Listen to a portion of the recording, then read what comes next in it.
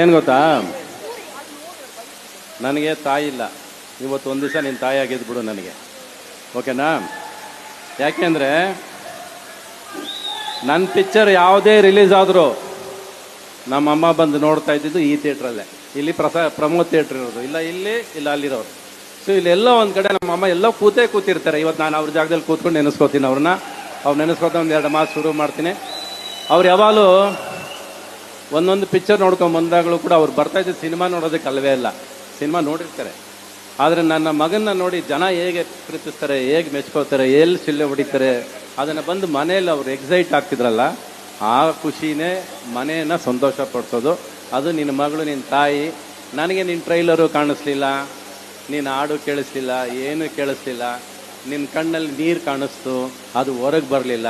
ಅಲ್ಲೇ ಅರ್ಧ ಗೆದ್ದಾಯ್ತು. ನೀನು ಒಳಗಿಟ್ಕೋಬೇಕು. ಗಂಡಸಾದನ್ನು ಯಾವತ್ತು ಕಣ್ಣೀರು ಹಾಕ್ಬಾರ್ದು, ಒಳಗಿಟ್ಕೋಬೇಕು.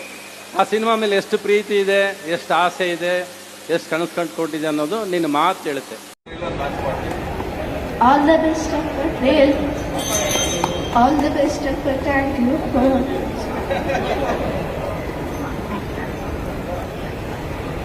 ಮಕ್ಕಳಿಗಿಂತ ಯಾರ್ರಿ ಮನಸ್ಸು ಹಾರೈಸ್ತಾರೆ? ತಾಯಿ ಅಂತ ಬೇರೆ ಅವಳೆ